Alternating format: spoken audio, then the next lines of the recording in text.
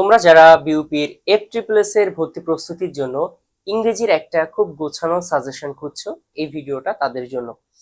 এই ভিডিওতে আমি ইংরেজির একেবারে প্রতিটা টপিক, কোনগুলা কতটুকু গুরুত্বপূর্ণ, কোন টপিকটা কতটুকু পড়তে হবে এবং কিভাবে পড়তে হবে, সবটা খুব ডিটেলসে ক্লিয়ার করে তোমাদেরকে বুঝিয়ে বলে দিব।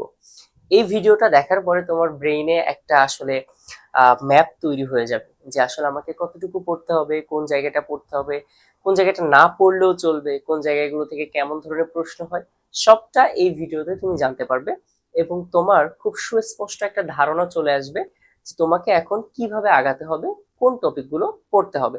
তো চলো শুরু করি। দেখো, প্রথমে আমি যে বিষয়টা তোমাদেরকে জানাতে চাই সেটা হলো, দেখো ইংরেজিকে যদি এফ এর সাথে কম্পেয়ার করি এফ এর, সেক্ষেত্রে একটা খুব মেজর ডিফারেন্স আছে এদের মাঝখানে। সেটা হলো F A English first paper অর্থাৎ ইএফটি বই থেকে অনেক বেশি প্রশ্ন হয়ে থাকে। On the other hand F A English first paper থেকে প্রশ্ন আসেই না, একবারেই আসে না। ঠিক আছে, তো তোমরা যারা শুধুমাত্র এফ এর জন্য যারা প্রিপারেশন নিতে চাচ্ছ, তারা চাইলে ইএফটি বইটা অর্থাৎ ইংলিশ ফার্স্ট পেপারটা স্কিপ করতে পারো। এইখানে গ্রামেটিক্যাল ফাংশন এবং ইংরেজি যে মেমোরাইজিং পার্টটা আছে, এই জায়গা থেকে প্রশ্নটা বেশি হয়ে থাকে। তো চলো আমরা এখন একটু দেখার চেষ্টা করব যে মেমোরাইজিং পার্টটা একটু পরে দেখি, আমরা গ্রামেটিক্যাল পার্টে দেখার চেষ্টা করব যে কোন জায়গাগুলো থেকে কেমন প্রশ্ন হয়, কতটুকু গুরুত্বপূর্ণ কোন টপিকটা, সবটা ডিটেলসে বলে দিব তোমাদেরকে। দেখো, প্রথমে যে টপিকটা লিখেছি সেটা হচ্ছে পার্টস অফ স্পিচ। প্রথমে বলেছে পার্টস অফ স্পিচ। এই পার্টস অফ স্পিচ থেকে তুমি শিওর থাকো এখান থেকে দুই প্লাস দুই এর অধিক প্রশ্ন তুমি এখান থেকে পাবা। পার্টস অফ স্পিচ এর ভিতরে আমি একটু উল্লেখ করে বলে দিই কোনগুলো বেশি গুরুত্বপূর্ণ। প্রথমে আসি হচ্ছে নাউনের কাছে। নাউন এবং ডিটারমিনার, এখান থেকে দেখবা প্রশ্ন আসার সম্ভাবনা অনেক বেশি, বিশেষ করে ডিটারমিনার থেকে। দ্বিতীয়, প্রোনাউন। প্রোনাউন থেকে অ্যাজ ইউজুয়াল ক্লাসিফিকেশন থেকে প্রশ্ন না দিয়ে এর যে ফাংশনাল ইউজ আছে সেন্টেন্সের মধ্যে, কিভাবে প্রোনাউন বসে, সাবজেক্ট হিসাবে কেমন বসে, অবজেক্ট হিসাবে কখন বসে, এই টাইপের প্রশ্নগুলো আসার চান্সেস বেশি। এরপরে যেটা হচ্ছে অ্যাডজেক্টিভ এবং অ্যাডভার্ব, দুইটা জিনিসের কনসেপ্টটা খুব ভালোভাবে ক্লিয়ার করে রাখবা। এখান থেকে কিন্তু প্রশ্ন আসে। ভার্ব, ভার্বের ক্ষেত্রে ভার্বটাকে তুমি রাইট ফর্ম অফ ভার্বের সাথে কানেক্ট করে পড়বা দুইটা, তাহলে দেখবে একসাথে দুইটা কমপ্লিট হয়ে যাবে।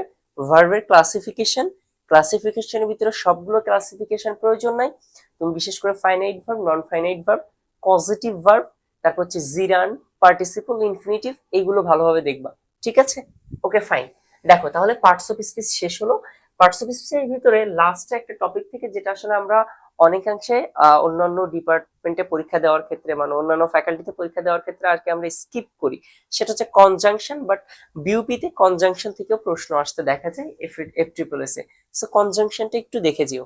ঠিক আছে, এরপরে দ্বিতীয় যে বিষয়টা আমরা তাহলে প্রথমটা দেখলাম, দ্বিতীয় যে বিষয়টা নিয়ে আলোচনা করবো সেটা হচ্ছে টেন্স অ্যান্ড ইটস সিকোয়েন্স বা সিকোয়েন্স অফ টেন্স যেটাকে বলে থাকি।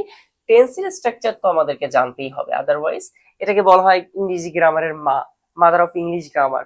তাহলে এটা না জানলে আসলে হবে না। বাট সিকোয়েন্স অফ টেন্স, একটা সেন্টেন্সে কয় ধরনের টেন্স বসতে পারে এক একটা ক্লজে, সেইগুলো আমরা একটু জেনে ফেলবো। সিকোয়েন্স অফ টেন্স থেকে প্রশ্ন আসার চান্সেসটা সব থেকে বেশি। ঠিক আছে, ডিরেক্ট টেন্স থেকে দিবে না, বাট সিকোয়েন্স অফ টেন্স থেকে প্রশ্ন আসার চান্সটা বেশি। এরপরে রাইট ফর্ম অফ ভার্ব, এখান থেকে 100%, এখান থেকে কোনো জায়গায় মিস যাবে না, 100% প্রশ্ন থাকবে, এটা থেকে কোনো মাফ নাই। ঠিক আছে, এরপরে সাবজেক্ট ভার্ব এগ্রিমেন্ট, এটাও 100%, এখান থেকে 100% প্রশ্ন আসবে, কোনো মিস নাই। সাবজেক্ট ভার্ব এগ্রিমেন্টে অনেকগুলো রুলস আছে, রাইট ফর্ম ভার্বেও অনেক রুলস আছে। সাবজেক্ট ভার্ব এগ্রিমেন্টে দেখা যাচ্ছে তুমি সব কিছু ধরে পড়তে যাও 50টার মতো রুলস হয়ে যাবে, বাট দরকার নাই। এই সাবজেক্ট ভার্ব এগ্রিমেন্টের মোটামুটি 16 থেকে 17টা নিয়ম পড়লেই এনাফ। ঠিক আছে, এই 16 থেকে 17টা নিয়ম পড়লেই এনাফ, এর বাইরে লাগে না, এগুলো থেকেই চলে আসে। এরপরে দেখো সেন্টেন্স কারেকশন, যেটাকে আমরা অনেকে বলি পিন পয়েন্ট ইরর।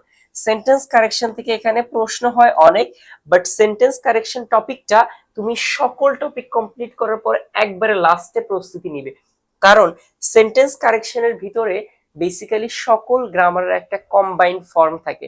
এখানে সাবজেক্টে ভুল থাকতে পারে, এখানে পার্সনে ভুল থাকতে পারে, এখানে ভার্বের ফর্মে ভুল থাকতে পারে, টেন্সের স্ট্রাকচারে ভুল থাকতে পারে। সো এই টপিকটা সকল টপিকের একটা কম্বাইন্ড ফর্ম, সো এটাকে তুমি লাস্টে পড়বা। ওকে, ফাইন। এরপরে ন্যারেশন। ন্যারেশন থেকে প্রতিবারে দেখা যায় একটা করে প্রশ্ন আসতে, ন্যারেশনটা দেখবা, ঠিক আছে। এরপর হচ্ছে sentence transformation, transformation of sentence, যেটাকে আমরা বলে থাকি। তোমরা এর ভিতরে হচ্ছে সিম্পল, কমপ্লেক্স, কম্পাউন্ড, তারপরে হচ্ছে অ্যাফার্মেটিভ থেকে নেগেটিভ, ইন্ট্রোগেটিভ, এক্সক্লামেটরি, এই যে ট্রান্সফরমেশন যেগুলো আছে এগুলো একটু ভালোভাবে দেখে যাবে। এখান থেকে কিন্তু প্রশ্ন হয়, এফটিপিএসসি কিন্তু এখান থেকে প্রশ্ন হয় বেশ, এটা মিস করিও না। সেন্টেন্স ট্রান্সফরমেশনটা ভালোভাবে পড়িও। এরপরে ড্যাংলিং মডিফায়ার। এই ড্যাংলিং মডিফায়ার ছোট্ট একটা টপিক, রিসেন্ট টাইমে ড্যাংলিং মডিফায়ার থেকে প্রশ্ন আসতে দেখা যাচ্ছে। তুমি ড্যাংলিং মডিফায়ারের পাশাপাশি সাবজাংটিভটা একটু দেখবা, ঠিক আছে, সাবজাংটিভটা একটু দেখবা। ওকে, সাবজাংটিভটা একটু দেখে যাবে, ঠিক আছে, ফাইন। এরপরে ভয়েস চেঞ্জ। ভয়েস চেঞ্জ এফটিপিএস এর জন্য খুবই গুরুত্বপূর্ণ। এখান থেকে 100% একটা প্রশ্ন থাকবে, একের অধিকও থাকতে পারে ভয়েস চেঞ্জ থেকে। এরপরে কন্ডিশনাল সেন্টেন্স, এই জায়গাটাও দেখে যাবা, ঠিক আছে। এরপরে phrase and clause, classification of phrase and clause. Phrase এবং ক্লজের যে ক্লাসিফিকেশন এবং আইডেন্টিফিকেশন, কিভাবে আইডেন্টিফাই করা যায় কোনটা ফ্রেজ কোনটা ক্লজ, এদের মধ্যে ডিফারেন্সটা কি, এই জিনিসগুলো ভালোভাবে বেসিক থেকে ক্লিয়ার করে যাবা। এটা তোমাকে অন্যান্য প্রশ্নগুলো সলভ করতে অনেক অনেক হেল্প করবে।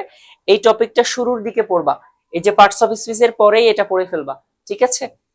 এরপরে ডিগ্রি, এটা হচ্ছে কম্পারিজন অফ ডিগ্রি, ঠিক আছে। কম্পারিজন অফ ডিগ্রি আমরা যেটাকে বলি হচ্ছে positive superlative, positive comparative superlative যেটাকে বলে থাকি ওটা, এটা একটু দেখে যাবে। ট্যাগ কোশ্চেন, খুবই ছোট্ট একটা টপিক।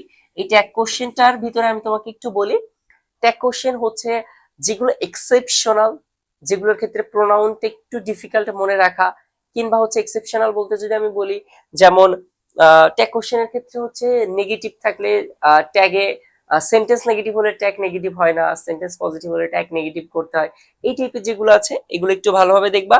অ্যাপোজিটিভ, এই টপিকটা তোমাদের কাছে অনেকের কাছে অজানা, বাট অ্যাপোজিটিভ থেকে বিউপির এফটিপিএস এ প্রশ্ন হয়, এটা দেখবা।